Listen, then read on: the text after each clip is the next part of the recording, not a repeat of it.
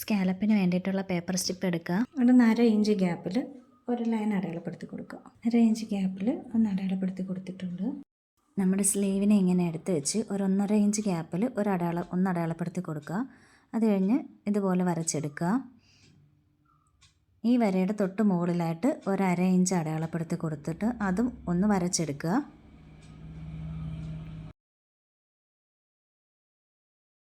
അല്ലെങ്കിൽ സ്കാലപ്പ് സ്കെയിലില്ല, അപ്പോൾ നമ്മളിതുപോലെ ഒറ്റയുള്ള ഒരു കാർഡ്ബോർഡ് എടുത്തിട്ട് ഇതിങ്ങനെ രണ്ടായിട്ടൊന്ന് മടക്കി കൊടുക്കുക. ഇവിടെ നിന്ന് 1 ഇഞ്ച് അടയാളപ്പെടുത്തി കൊടുക്കുക.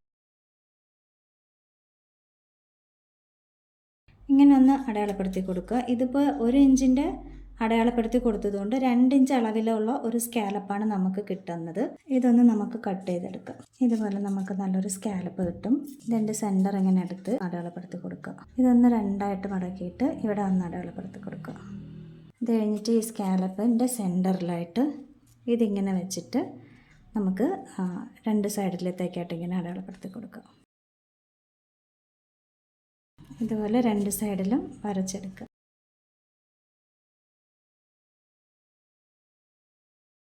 സ്കാലപ്പ് കിട്ടിയിട്ടുണ്ട്. ഇനി നമുക്കിതൊന്ന് കട്ട് ചെയ്തെടുക്കാം.